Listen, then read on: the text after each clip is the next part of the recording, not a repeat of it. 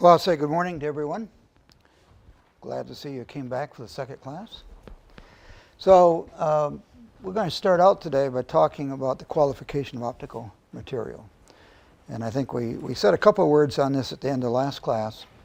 But the idea here is that before you spend a lot of time and money on working with optical material, making a lens or prism or whatever out of it, you want to make sure that the quality of the material is sufficiently good, because generally the material is fairly inexpensive compared to all the labor that you spend making the optics.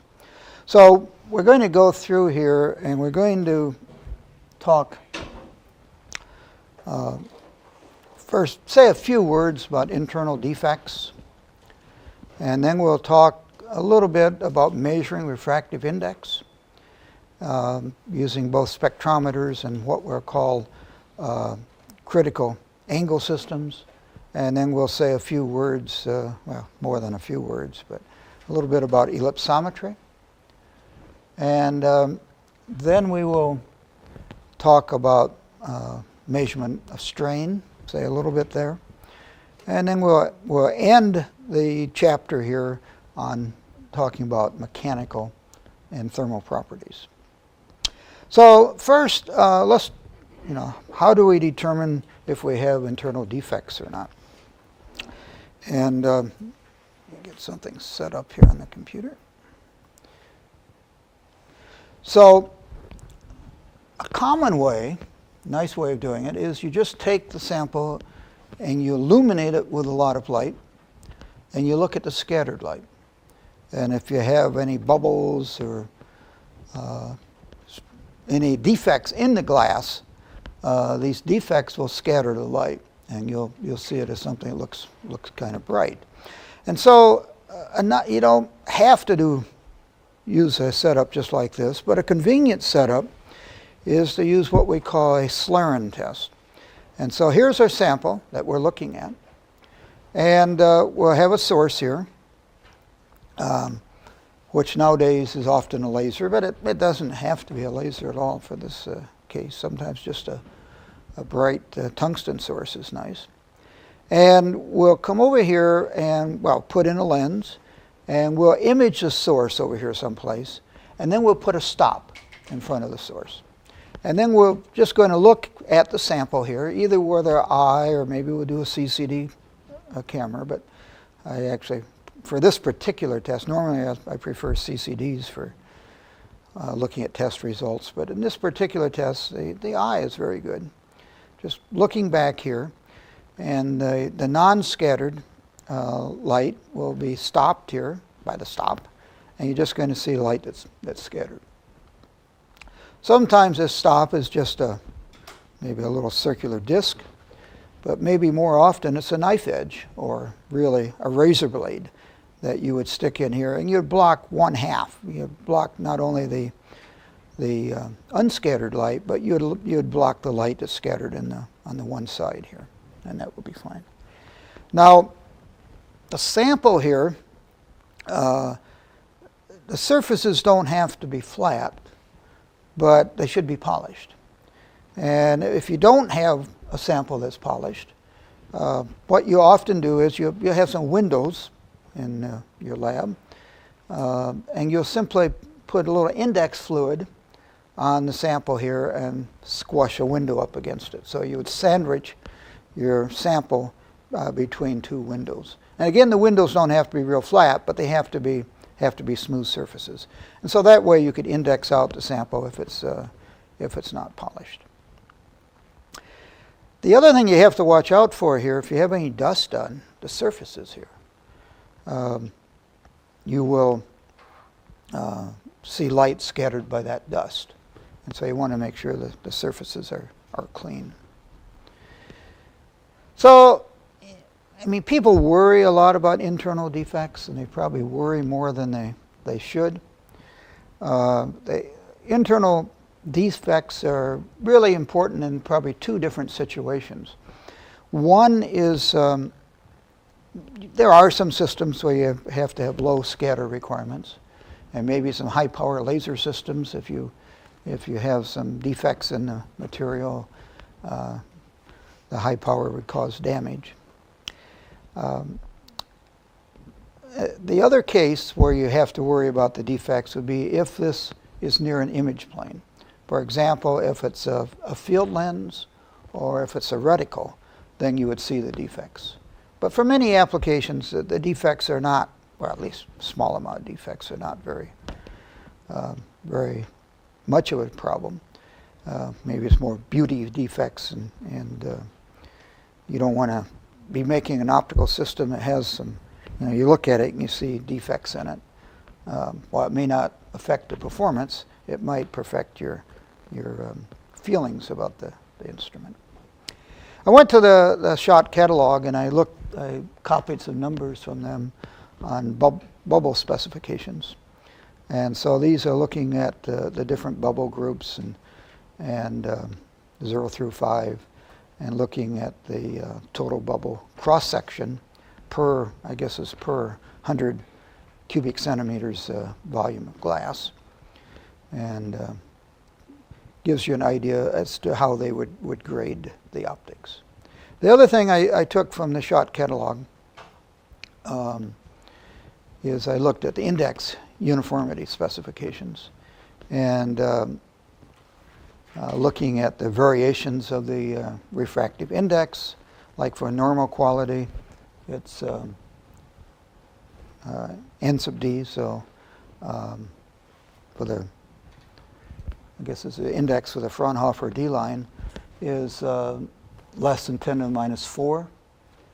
If you go to NH1, it's like less than 2 times 10 to the minus 5, and so on. And then precision quality goes to 10 to the minus 6. Of course, the smaller the uniformity, the more money you pay. And so you don't want to really over-spec the material for your optical system. You end up paying more than what you need to. Anyway, you go to the different glass catalogs and you can get what their specifications are. So what I want to do now is to talk a little bit about different ways of measuring refractive index. And probably in the past, some of you have used different instruments in the lab for measuring refractive index.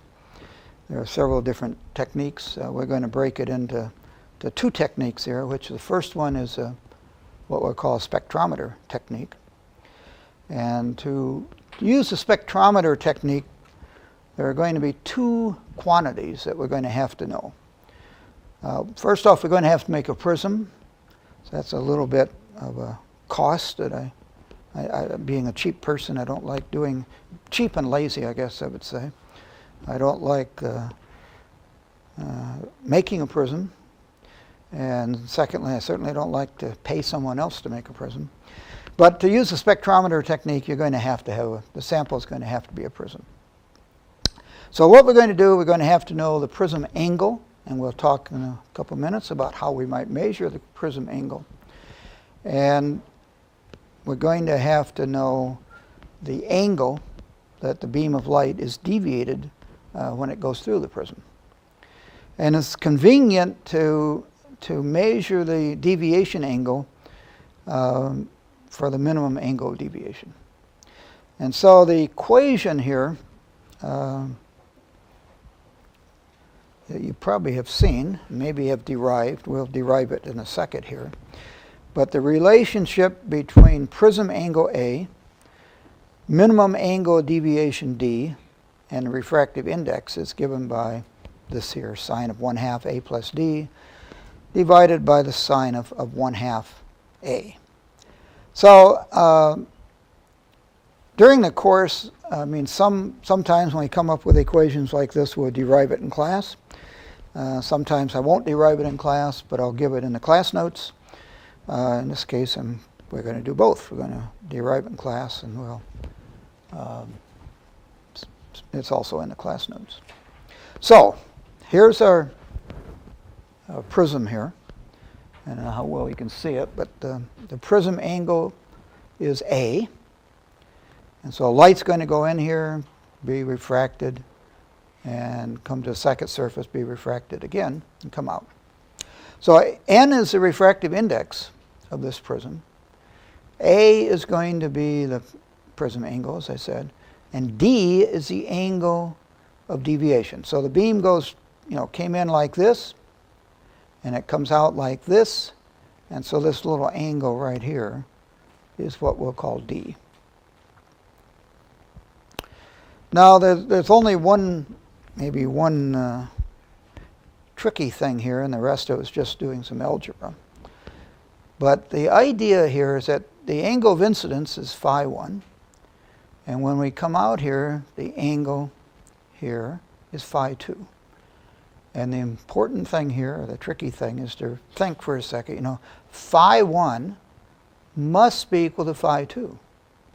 Otherwise, as I say here, by the reversity of the light rays, there would be, if this were not true, there would be two different angles of incidence giving a minimum angle of deviation.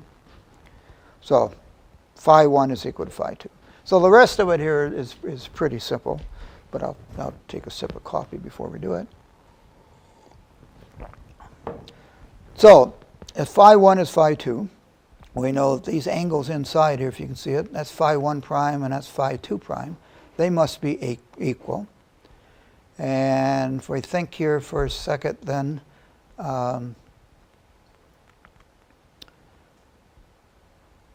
this angle right here must be equal to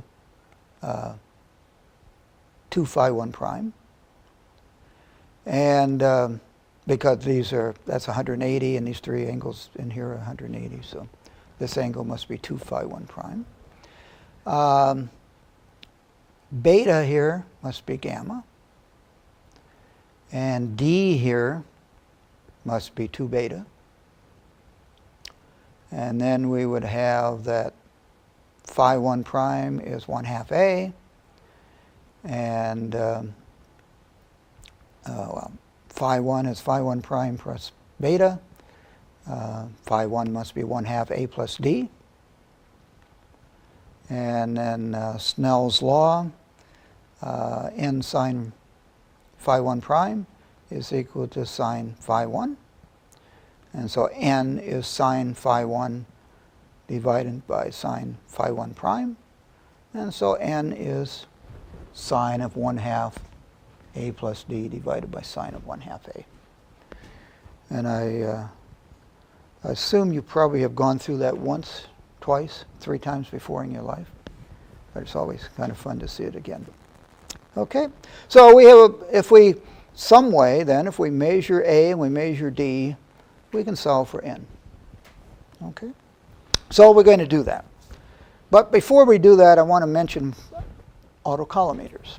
Autocollimator is an extremely useful device. And we're going to use it here for measuring refractive index, but during the course we're going to use it many times, actually. And how many of you have used an autocollimator in the lab? Yeah, okay, good. Very, very common device, very useful device. So, for an autocollimator, we have some source here. And we're going to collimate the light from that source. So here's a lens. So the light coming out here will be collimated. Then we'll put something here. Could be, let's just say we put a flat mirror there. And we'll send the light back on itself. And this instrument is going to be made, well, this is an old-fashioned instrument where we're still using the eye. But for this diagram anyway, I'm going to have an eye and an eyepiece, and I'm going to look in here at a reticle. And superimposed on that reticle will be the returned light. And I can see then, if this is calibrated right, I can see when the light's coming right back on itself. Probably some scale on here, and I could, so if this is not coming back on itself, the light will be focused someplace else, and the scale will tell me what the deviation is in the angle coming back. The scale, well, if I take a mirror here and I tilt the mirror an angle alpha, the beam coming back will be deviated by 2 alpha. And that's a tricky thing. This reticle probably is calibrated to tell you what alpha is, not 2 alpha. So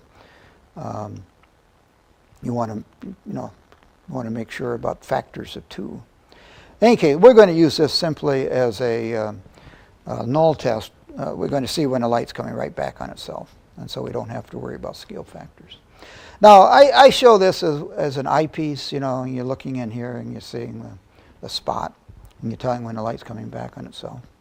And well, a lot of autocollimators are like that. And they have a precision of, I don't know, maybe a second of arc or so. But nowadays, it's more common. You have some, I'll say, an electronic autocollimator. So you have some type of detector here, and it's going to, instead of you looking in and seeing how far this is displaced, the detector is going to tell you when the light's coming right back on itself or how far it is off from coming back on itself. And if you look in the catalog, you can find these where the manufacturers will claim anyway that they have an accuracy, or maybe they use the word precision, of 1/100th of an arc second. And so that's fairly common now. Now to measure something to 1/100th of an arc second, an arc second is what, 5 microradians, 5 times 10 to the minus 6 radians.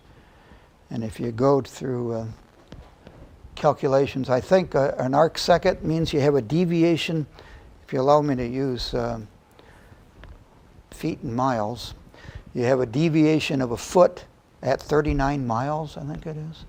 So it's not, an arc second's pretty small. And 1/100th of an arc second is really small. And so while these devices may have a precision of 1/100th of an arc second,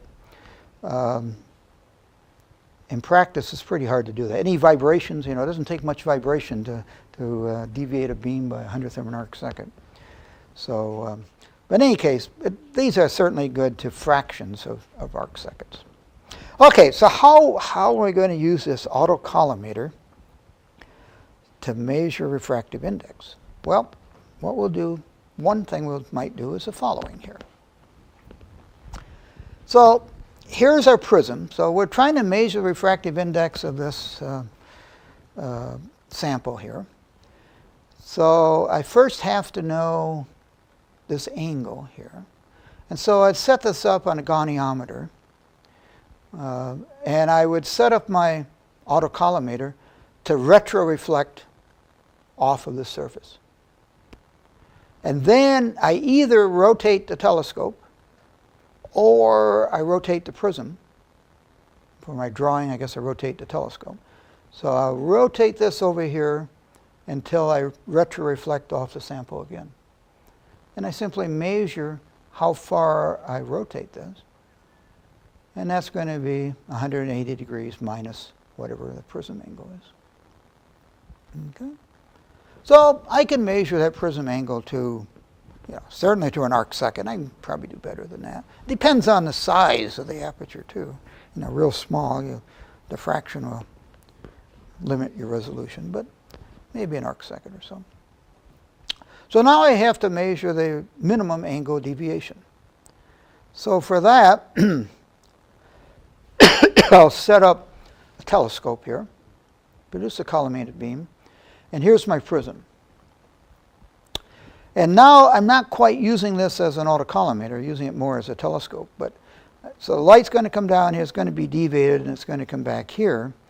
And if I rotate this to just the right angle, then this will be coming in parallel to my axis, and I can read that out from my, autocollimator, although I'm not using it as an autocollimator. Okay. So I would first take the prism out, I'd move this down here, and I would look at the light and set this up so the light's going right down the axis here. Then I'd put in my prism, and then I'd come over here and find the beam. Now, and so I'm measuring a deviation angle, but I want to measure the minimum angle of deviation. So now I will rotate that prism a little bit to get the minimum value of D. And those of you, I mean, this is a common lab experiment that probably many of you have done. And you can, as you rotate it a little bit, you can very easily see that the beam will, as you rotate it, it will, reduce angle. You rotate it some more and it will come back. And so it's pretty easy to find the minimum angle deviation. And how many have done that? Okay. Which classes did you do it in? Or was it done someplace else? Or you just did it for fun? Okay. At home, instead of watching TV or playing with a computer, you measured the minimum angle deviation. Yeah. Oh, good. I'm glad to hear that. Okay. So, if you go through kind of a little error analysis, if each angle is measured to an arc second, n, the refractive index, is measured to about 1 part in the 5th decimal place. And I think with a real good instrument, you can probably do 1 part in the 6th decimal place. And I'm sure that's what you did at your home when you were playing with this. Okay. So that's one technique. There's another one here, which is called an autocollimating goniometer. And to be truthful, I mean, the other one, I've done that many times. I've never actually done this one here. But the idea here is we'll set up an autocollimator here.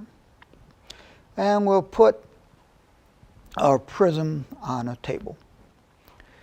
And I will first rotate the prism. I don't show that here, but I'll rotate the prism here so I'm normal to this surface right here.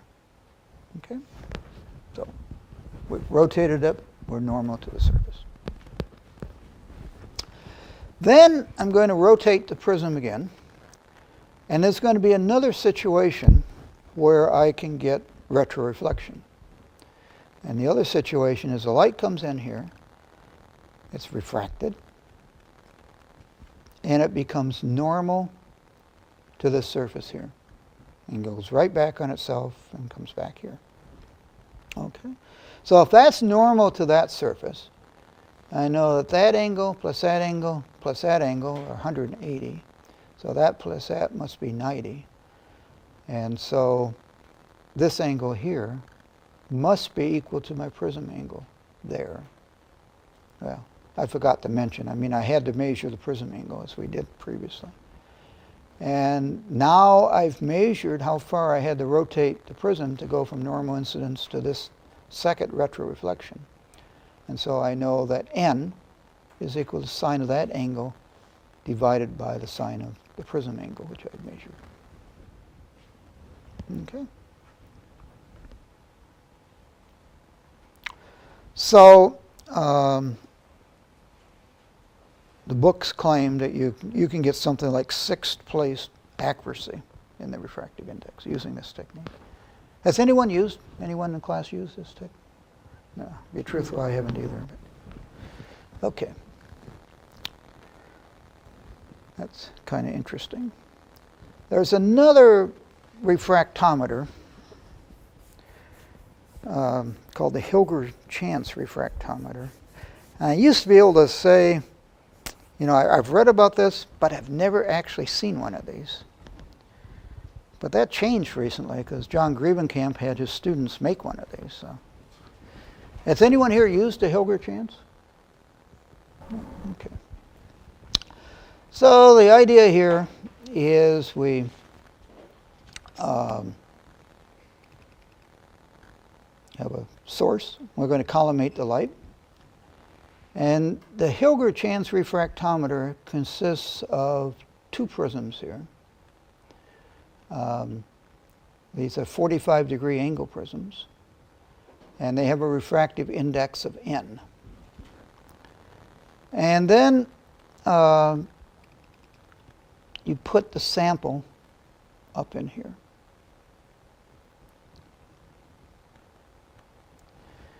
So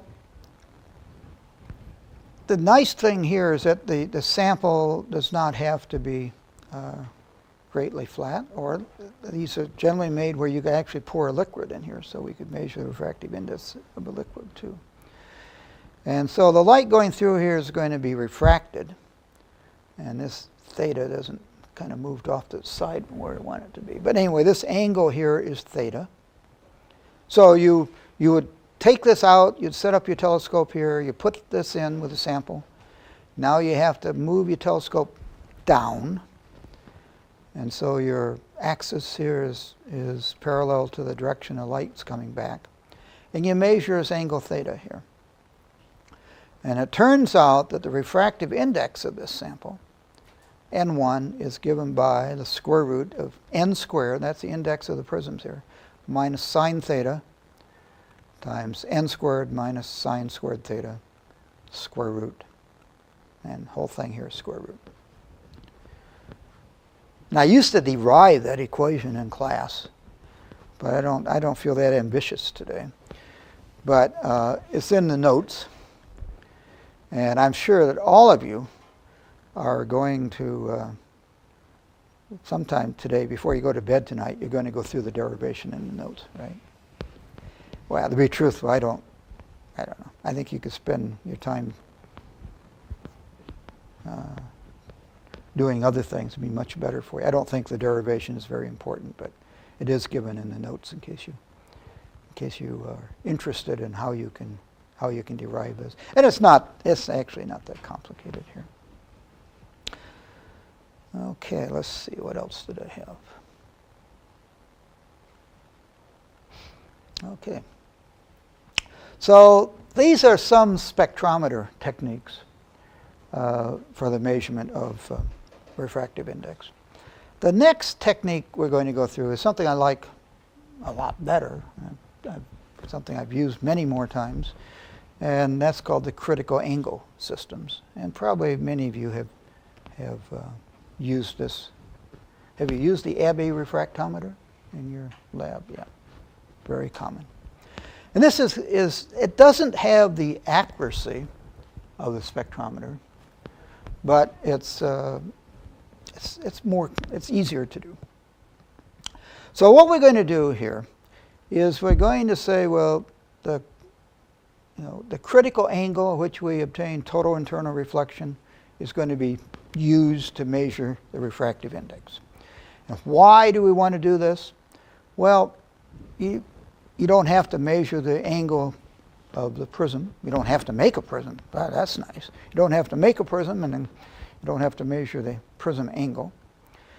You're going to look in this, we'll see it in a second, but you're going to see a boundary, or where you have light and where you don't have light, the critical angle boundary. And it's going to be very sharp, so it's pretty easy to measure.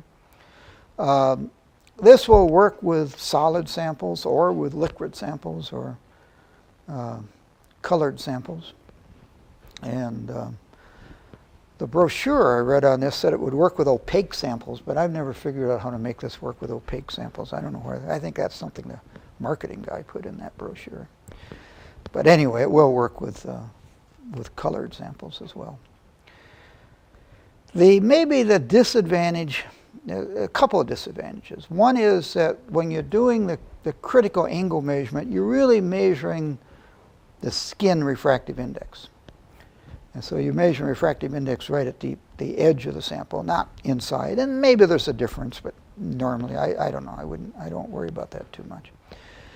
The other is the accuracy. When we talk about numbers here in a minute, the accuracy is probably not as good as what you can do using a spectrometer technique, if you work hard at it anyway. But the accuracy, I think, is good enough for most applications. At least most of the things I've done in my life, it's good enough for. Okay, so how does this work? Well,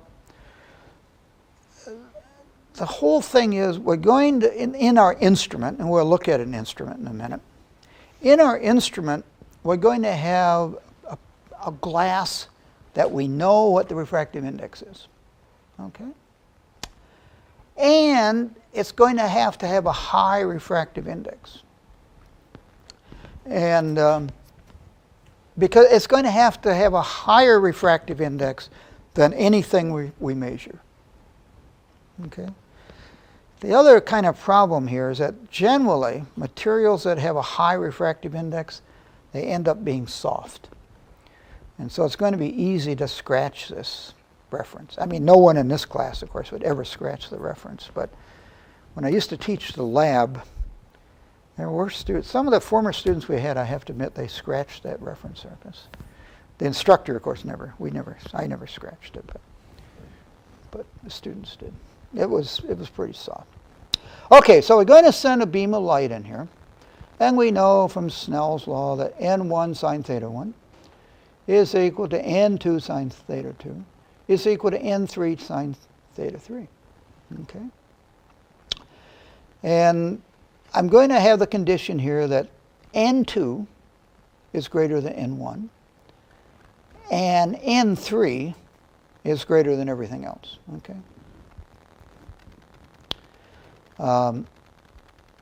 Now, I could be measuring, in a second here, I'll say, we could be measuring the fluid here, or the refractive index of the fluid, or we could be measuring the refractive index of the solid out here. It will work either way.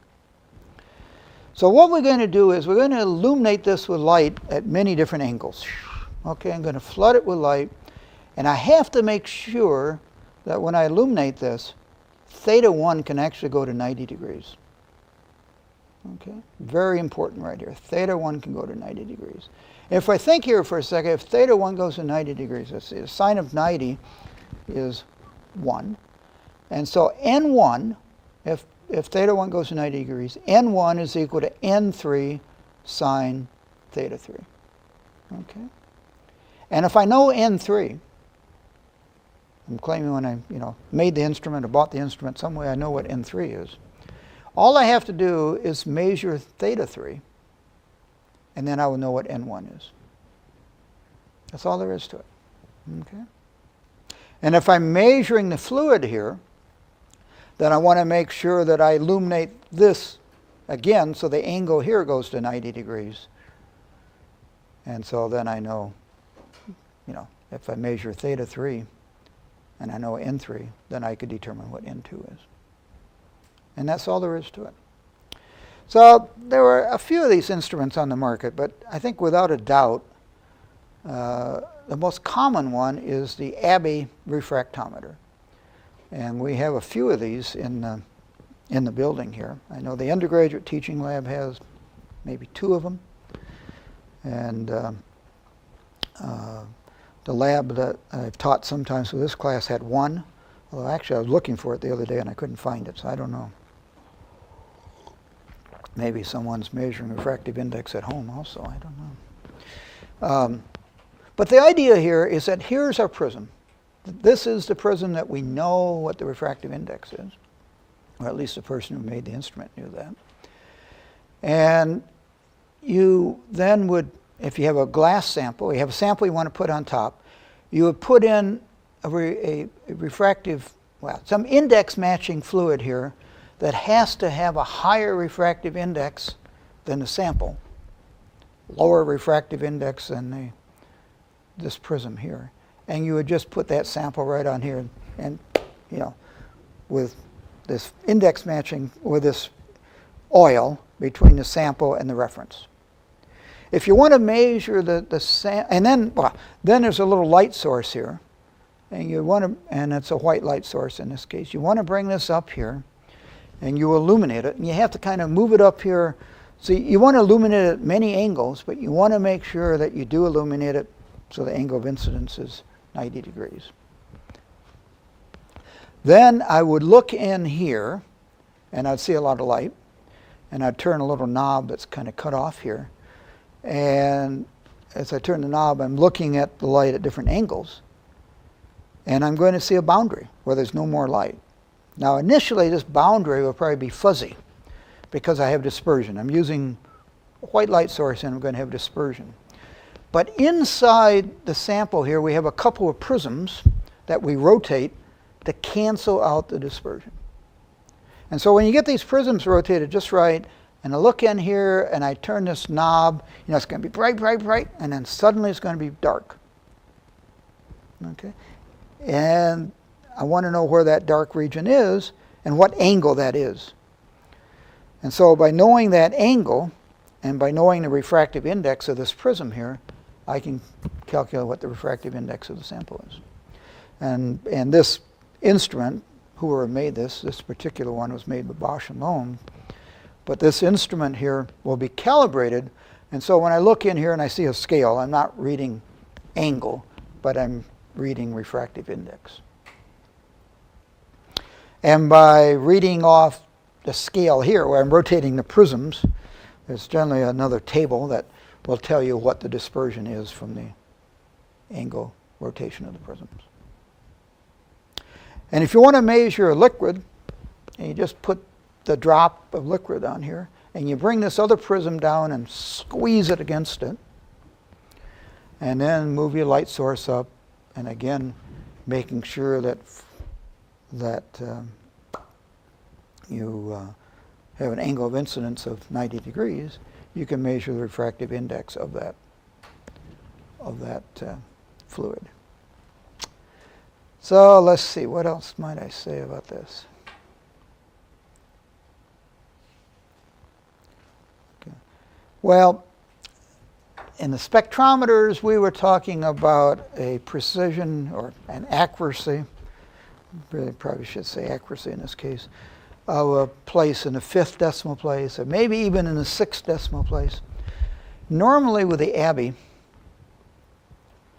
you can only go to about the 4th decimal place, 1 part in the 4th decimal place. So the accuracy is not as great, but I tell you, it is so simple to use, and those of you who have used it, you know it. It's really very, very easy. It takes you 30 seconds to become an expert at this, and very handy instrument to have in the shop. So any questions on the Abbe? I ask you again, how many of you have used the Abbe refractometer? Raise your hand. Okay, a few. You didn't get any of the index matching oil on your clothes, did you? No, never. What? Oh, some of it's poisonous. Yeah, some of it is poisonous. That's, yeah, we've lost a few graduate students. No, not really, no. But, yeah, some of these oils, depending on the index you have there, they can be poisonous. But we naturally wouldn't have any of that here. There's another thing that you can use the Abbe for, and that is if you have a thin film. This is really not very well known, I don't think, but if you have a thin film coated on a substrate, you can actually measure the thickness and the refractive index of that thin film. And this, we used to have a faculty member here by the name of Francis Turner, who was he was actually an amazing guy, but that was something that he had developed when he worked at Bosch and Lone. And so I thought I would show you how that works here, how you could measure the thickness and refractive index of a thin film. And it's actually a homework problem in there, but I don't think it's one I assigned this year. But, okay. So I have to go to this are in your notes. But I kind of think this is kind of cool. And so I thought I'd show it to you here. So what we're going to do is the following. Maybe PDFs are not quite so easy to use here. So here's our Abbe. So this is that reference prism that I claimed we know what the refractive index is. And what I have is I have a substrate here, and it has a thin film coated on it. And this thin film has a thickness of D and a refractive index of N sub F. And the substrate here is some refractive index N sub S. So what I want to do here is to measure both the thickness here and to measure the refractive index of that thin film. Now, what we're going to do here, we're going to use the Abbe a little bit different from the way I just described it for measuring just refractive index. But what I'm going to do here is that we're going to bring, light sources down here. And I'm going to just worry about a single wavelength right now. And I'm going to reflect light off of here. And the light's going to come out here, and here's my little, someplace here I have my eyepiece and so on. And I'm looking at the light coming out of here. And I'm determining, with the instrument anyways, determining what this angle of the output ray is. And what I'm going to see, if this film here, this is useful for a film thickness in the range of 0.05 to 0.0001 millimeters. And the refractive index of the film has to be within the refractive index range of what the instrument will normally measure. The sample has to be flat, and it has to be uniform in thickness. And the thing that's a little bit different here is that instead of looking at the light transmitted through this, like I was doing a minute ago when I was measuring just refractive index, what I'm going to do is to look at the light in reflection down here. And when I look at the light in reflection, I'm going to see some interference fringes. See, I have to get interferometry in here every chance I can get. That's why I like to talk about this here. Okay. So I'm going to see some interference fringes. Now there are two situations here. One is when the substrate has a higher refractive index than the film, and the other is when the substrate has a lower refractive index than the film. And so what we're going to do is we're going to look at the interference fringes for the light reflected from the bottom surface of the film and the light reflected from the top surface of the film. And so the difference between when n sub s is greater than n sub f and when n sub s is less than n sub f is what? What's going to be the difference here? Well, if n sub s is greater than n sub f, when the light's reflected from here, we get 180-degree change in phase. And if the substrate is lower refractive index in the film, then we won't have a 180-degree change in phase. Well, in the notes, I look at both cases here, but for class here, I don't want to spend that much time on it. So I'm just going to look at the case where the substrate has a refractive index higher than the film, and so we will have a 180-degree phase change on reflection. Okay, so does everyone follow what we're doing here? Because it's using the Abbe a little bit different from the way we normally use the Abbe. Okay, now this is going to be pretty cool here, but I'm going to rely upon your knowledge from 505 or some course in the past.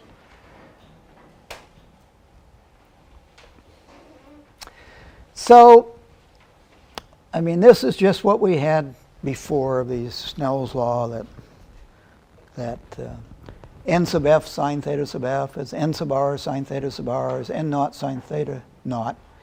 But that's equal to n1. And n1 is the number that we read from the instrument. So this is maybe the tricky thing here, I know from when I've taught this in the past, what this is. So this n1 is the index we read on the scale in the Abbe Refractometer.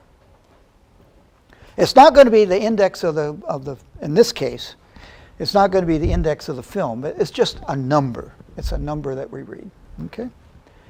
So we have all these signs here, and I'm going to want a cosine. But I remember that the cosine is the square root of 1 minus sine squared. And so I could say that, well, sine of theta sub f is n1 over n sub f. And so this would be the square root of 1 minus n1 over n sub f squared. And so I could write here that the cosine of theta sub f is this mess right there. Okay. And then the next thing is that we said that the substrate had a higher index than the film, and so we have a phase change on reflection. Now we have to go back to a previous course, because I don't want to derive it here. It's something that everyone, if you don't remember this, or if you haven't seen it before, you really have to go back to, well, many books, but, you know, Hex. How many have a copy of Hex book, Optics? I mean, that's one book that everyone in optics should own, I think. Okay, but you can go back to Born and Wolf, or you can go back to whatever. I mean, this is a very elementary thing. Now, if I look at the light reflected from here, and so I'm illuminating here and I have light going in, and I look at the light reflected from here and out. So this reflected, this in here, out, reflected. The path difference between these two beams is, you should have dreamed about this last night. What is it?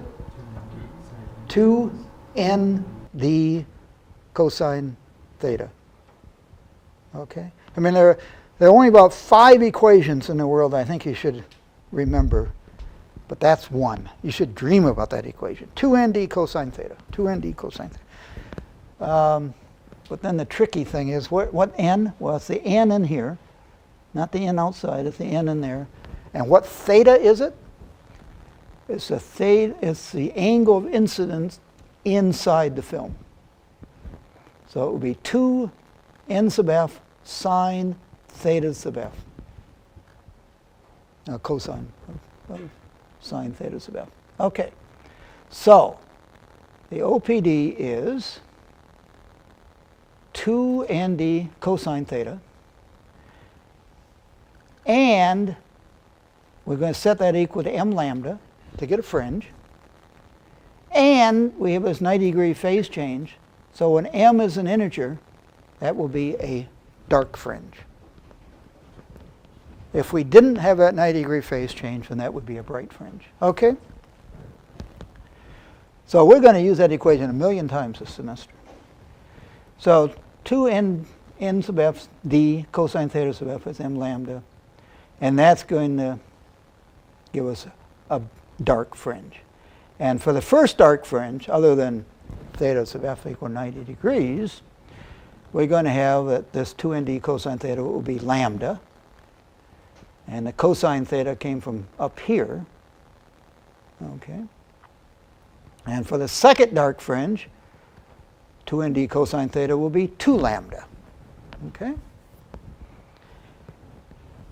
Now, I'm looking in this eyepiece, in my Abbe, and I see this first dark fringe, and on my scale I see a number.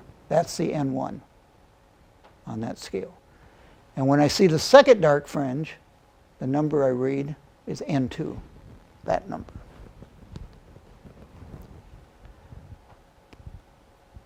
Therefore, I just, plug these in for the cosines here, and we'll get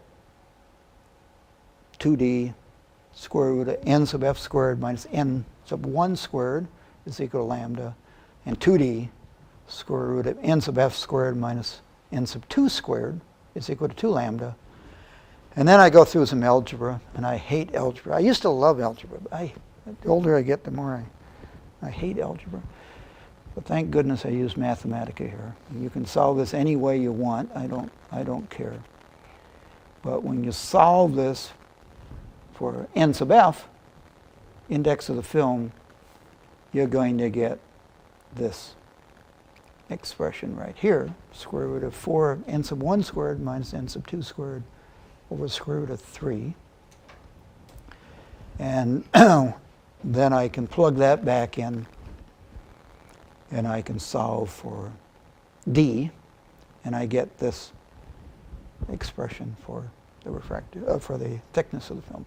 So by looking at the position of the first and second dark fringes, I can determine both the refractive index of the film and the thickness of the film.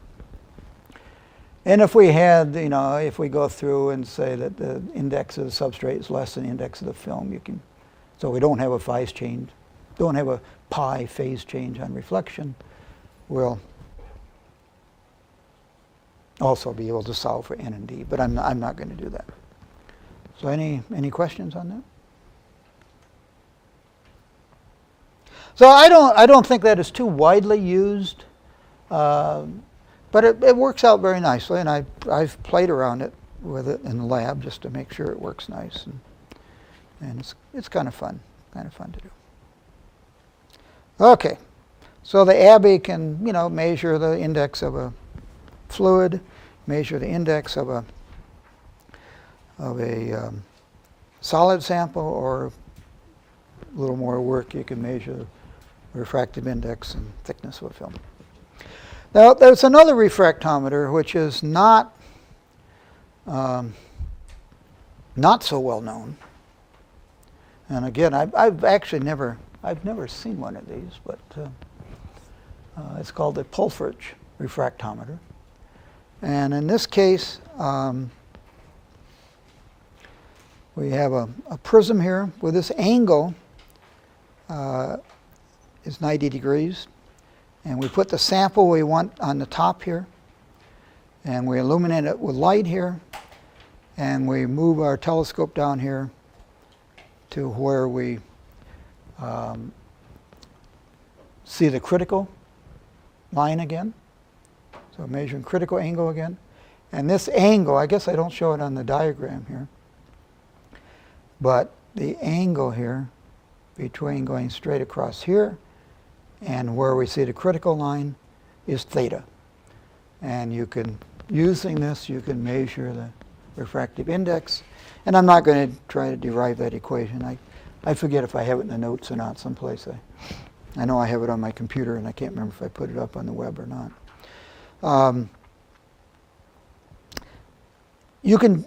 They claim, as I say, I've never seen one of these instruments, but they claim they can measure refractive index a little better than what you do with the Abbe.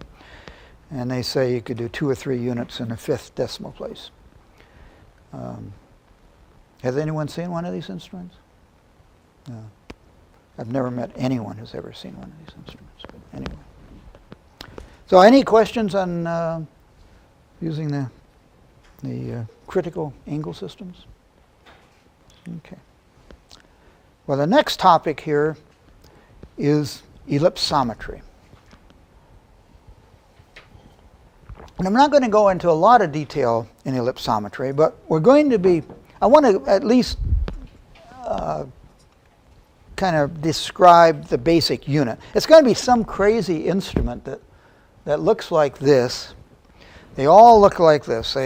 They have a source on one side, and they have some viewing optics on the other side. Or you may not view it, it may just be a detector there. You have a sample down here. And so you're illuminating at a large angle of incidence, and you're viewing at a large angle of incidence. So if you go to a trade show, I mean, you can spot an ellipsometer 100 yards away, because you just see this instrument with looking up like this, So how many have you used an ellipsometer? Has anyone here used one? Oh, okay. Well, what I want to do here is to go through just kind of a brief description. I mean, there are books written on these things. They're pretty. It's a pretty common instrument. They can. Good. They can. I mean, they're really good at measuring. Essentially, you're measuring the state of polarization. So you have a sample here, and you're going to illuminate the sample with polarized light. And the sample, and so you reflect light off a sample, and a sample is going to change the state of polarization of the light. And you're going to determine how much or how it changes the state of polarization. And from that information, you can measure the refractive index of the material, not just the refractive index, but if you have some absorption, you can measure the complex refractive index of the material. And if it's a film-covered substrate, you could measure the thickness of the film and the optical constants of the film. And you can measure it to very, very high accuracy. It's non-destructive test. It's a fairly fast test and really a very accurate test. There are a lot of ellipsometers sold. There are companies whose only product is an ellipsometer. So you can think of it. So what we're doing, we're essentially measuring the state of polarization of the reflected or transmitted light. I'm going to show it only for reflected, but reflected or transmitted light. And so you can think of it as a polarimeter, really. And so the state of polarization is defined by the phase and the amplitude relationships between the two component plane waves that the electric field is resolved in. So you have a wave here that has an electric field in a plane of incidence. We'll call that the P wave. And a wave that has an electric field normal to the plane of incidence, we'll call that the S wave. And you know that if the phase between the S and the P components is, well, if it's zero, if they're in phase, the reflected light, the light is plane polarized. Or if the phase difference is 180 degrees, it's plane polarized. But if a phase difference between the S and P components is anything other than 0 or 180, it's going to be elliptical polarization. So in general, if you reflect something off of a sample, you're going to get a change in the relative phases of the S and P components. And you also will probably get a change in the ratio of the amplitudes of the S and P components. So this, make sure we know what the symbols are here. The change in phase between the S and P components, we're going to characterize by the angle delta. And the amplitude ratio change will be characterized by the tangent of psi. And if the amplitudes of the incident and reflected beams are written as E and R, so E is incident, R is reflected, and the phases of the incident and reflected beams are alpha and beta, then we have the tangent here psi is R sub P over R sub S, E sub S over E sub P. So it's the ratios of the S to P components for the reflected and the incident light. Delta here is the phase differences of beta, which is the reflected. So reflected, difference in phase of the P and S components for the reflected, minus the difference in phase for the P and S components of the incident light.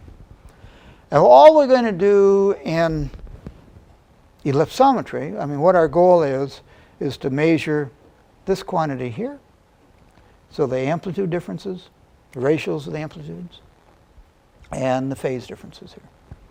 Then there's a lot of math which I'm not going to go through, where you can calculate complex refractive index and thin film thickness and so on from this information. It's often very, very complicated, but with a computer it's not hard. Okay. So this instrument I think is really cool, and the reason I've added this the last couple of times I've taught this course is that I do think it's such a cool instrument, and we should have basically some idea about how it works. And the math is a little messy, and we'll go through that pretty fast, but I want you to kind of understand just how this works. What was epsilon? Or E sub S? Which one? Tangent phi equals R sub P. What's the E sub S? Oh, okay, if we go up here, the amplitude of the incident beam is E, and the amplitude of the reflected beam is R. So these are the amplitudes of the S&P, the ratios of S&P components for the incident and the reflected light. Okay. So the instrument is this. We're going to have a source here. And we're going to, often the source is white light and with a filter in it. And sometimes they'll do this measurement at many different wavelengths. If you get, you can look at really complicated structures. You can have thin films with many layers, and you can pick out the different layers. And you do, you have to use different wavelengths, and you do different angles of incidence and so on. And I don't want to go into all that complexity. So I'm just going to use a single wavelength here, collimate the light, send it through a polarizer, send that through a compensator. The compensator is some birefringent plate, and it doesn't have to be a quarter wave plate, but you're going to see that if a quarter wave plate, the algebra becomes much simpler. And so, anyway, it's some birefringent plate. And then we're going to illuminate the sample. And we don't, illuminating at normal incidence doesn't make any sense because S and P, S and P are the same, doesn't. So you want to illuminate at some angle of incidence. And typically, you want, it becomes much more sensitive if you do a larger angle of incidence, maybe 60 degrees or so. So you illuminate at a fairly large angle of incidence. The light coming out of here will go through an analyzer, so another polarizer here, through a telescope to a detector.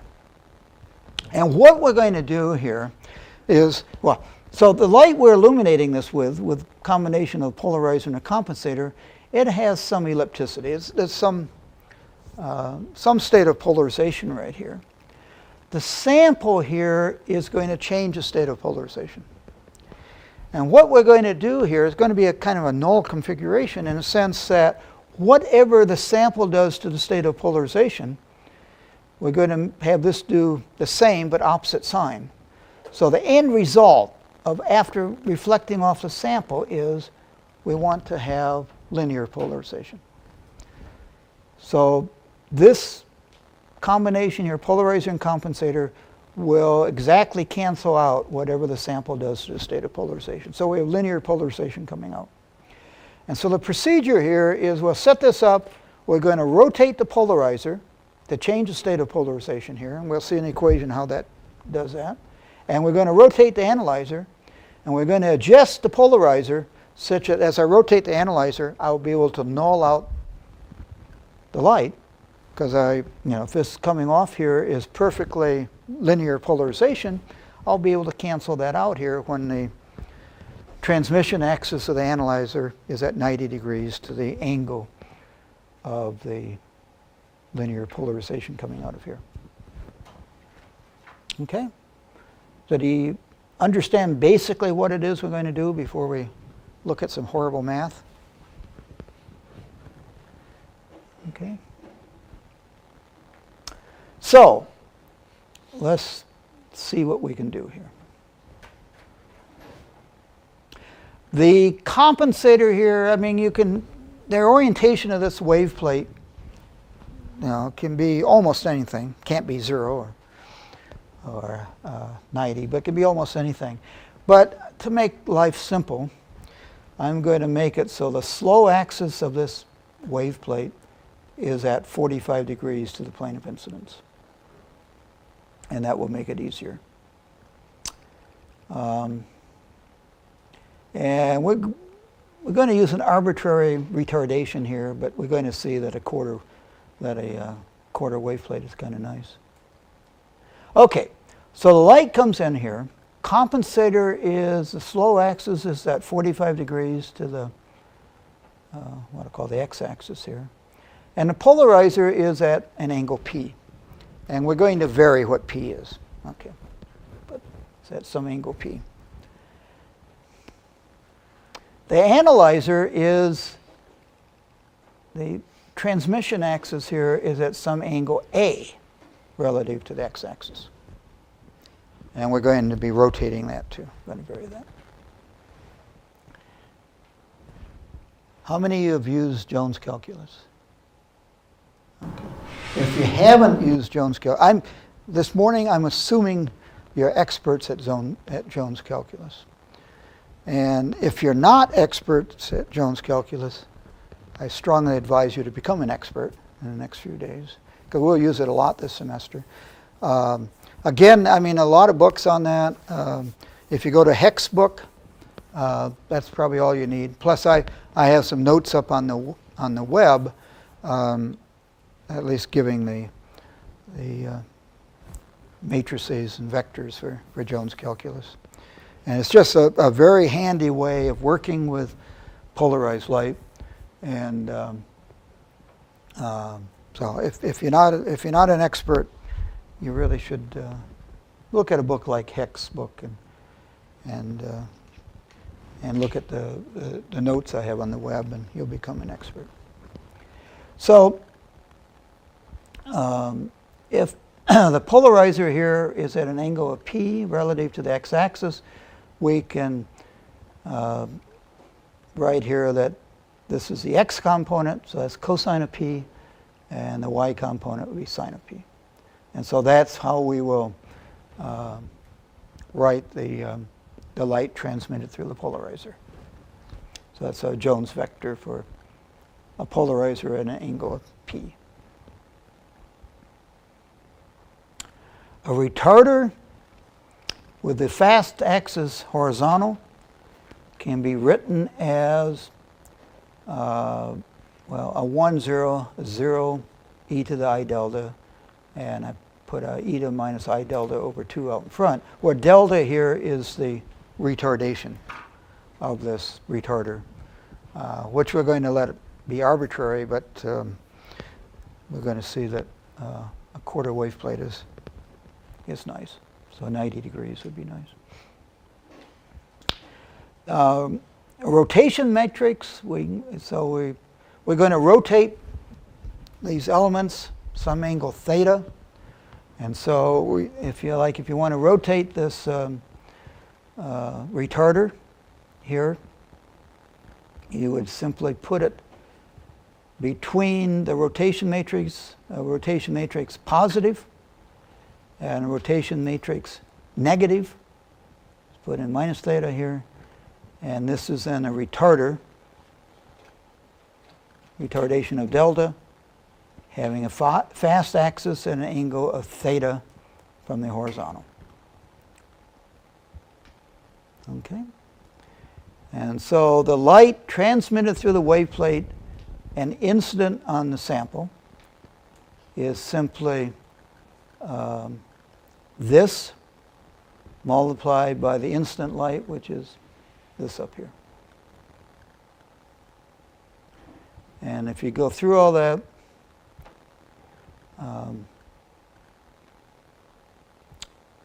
you can show that the P component of this will be this mess right here, and the S component is that mess there. Now, I don't know. When I do the multiplication, I mean, when I was your age, I hate to say, I had to do the multiplication by hand. Oh, horrible. But now I would use Jones. I would use Mathematica, but you have whatever, MATLAB or whatever it is you want to do it with. You don't do it by hand anymore, do you? Students nowadays, you do algebra by hand? Only on exams, is that right? No. Algebra on exams will be easy. I took a wonderful course in polarized light once. Polarized light is so nice, but there's so much algebra in it. And I took a wonderful course in polarized light when I was a graduate student by a man by the name of Lem Hyde, who at that time was the head of the Institute of Optics at the University of Rochester. Wonderful teacher. When he did algebra, he refused to look at his notes. He would always do it on the board without looking at his notes. And every time you get to the end, and then you compare it with the answer in his notes, and it was wrong. Every single time it was wrong, you know? And he refused to look at his notes to do the algebra. And so then he'd go through it, you know, and put the wrong answer up there. Oh, that's wrong. And no, this is what the answer should be. And then he'd write what the right answer was up there. I don't know. Anyway. He said that algebra was obscene and it should not be seen in public. And that certainly was true for his algebra. It should not have been seen in public. But in any case, I'm not going to embarrass myself here by trying to do this by hand, but anyway, you can calculate the P component and S component. Okay, and you get these messes here. And so the tangent of the phase of the P component, you can simply write as this mess here divided by that mess there. And the tangent of the phase of the S component will be similar things for this right here. Now the goal is to find the tangent of the phase difference between the P and the S components. And there's this trig identity. How many of you remember this trig identity? Now, you know, I used to remember all these trig identities, and a few years ago I decided, you know, I need to get that out of my brain, because there's other things I have to remember, like, you know, where did I park my car this morning? And I thought that was more important than the trig identity. So again, you can use mathematics, or you can look up the trig identities. But the tangent of a difference between two angles is tangent of alpha minus tangent beta divided by 1 plus tangent alpha tangent beta. And so we can then go through here and write that the tangent of delta incident from up above is this horrible mess here, which turns out to be this expression over here. So it depends upon the retardation of this wave plate, and it depends upon the P here. And let's see, what else did I do? I put in the wave plate at an angle of 45 degrees. Okay, I forgot to mention that probably. So we have this mess here, and I can simplify that and just simply, well, this mess right here simply becomes a minus cotangent of 2p, and tangent of 2p minus 90 degrees is minus the cotangent of 2p.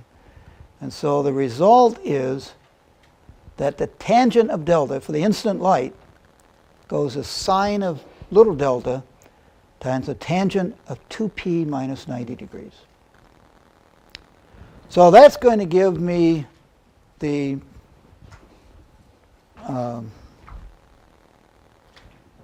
retardation as a function of polarizer angle, as a function of retardation of this wave plate. And so what this says here, I mean, a lot of algebra, which we just didn't really do, kind of looked at the results. It says, first off, if I take this polarizer in front of this, you know, in the illumination arm, and if I rotate the polarizer 180 degrees,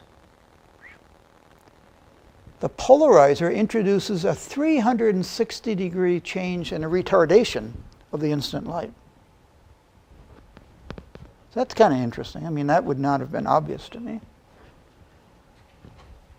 So if I rotate I'm just rotating the polarizer. As I rotate 180 degrees, I'm changing the retardation of the incident light by 360 degrees. And how I change the retardation depends upon the retardation of this wave plate. And the nice thing is, we look at this red line, that's a nice straight line. If that retardation of that wave plate is pi over 2, 90 degrees, a quarter wave plate. If I have a quarter wave plate and I rotate that polarizer in front of it, I will get a linear relationship between the polarizer angle and the retardation of the light falling on the sample. Now, I think that is so cool. That is, I mean, I never would have guessed this. I never would have guessed it. That if I do the following here, and then we're going to have to break, but it's going to be a good time to break.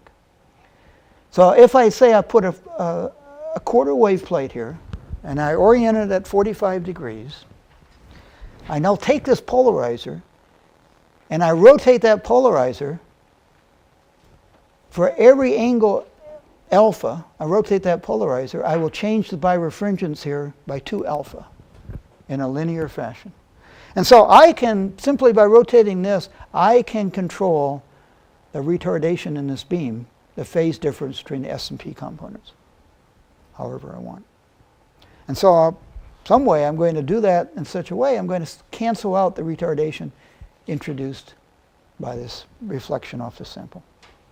And I don't know, I just think that is so cool. I love instruments, I love optical instruments, and I think that's one of the coolest things that you're going to see in an optical instrument. Okay, well, we're only about halfway through how the ellipsometer works, but we've seen the real critical part here. And so we'll come back bright and early next Tuesday morning, and we'll finish the ellipsometer and go on to more measurements here. So